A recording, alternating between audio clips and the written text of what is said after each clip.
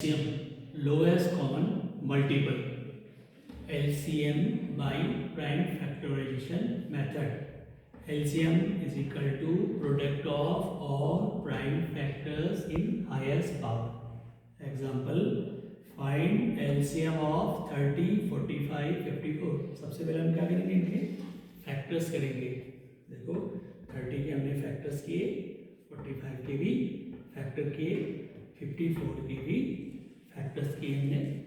तो देखो 30 के फैक्टर्स हमने पावर की फॉर्म में लिखे, 45 के भी फैक्टर्स पावर की फॉर्म में लिखे, 54 के भी.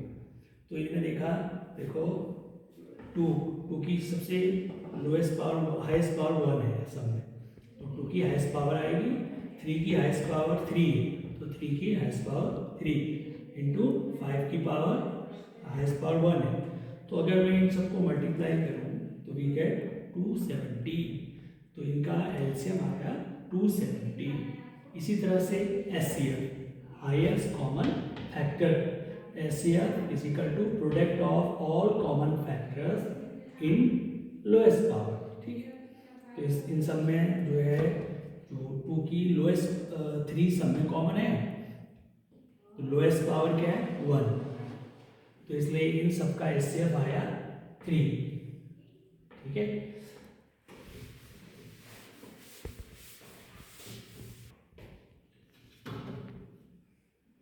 HCF A comma B into LCM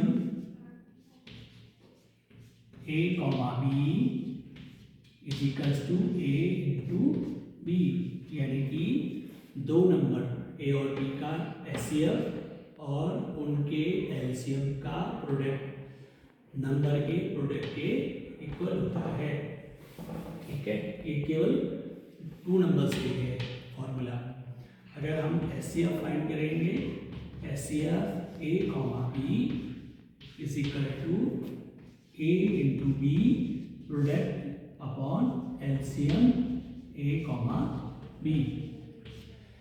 similarly इसी तरह से LCM A comma B is equal to A into B upon HCF A comma B.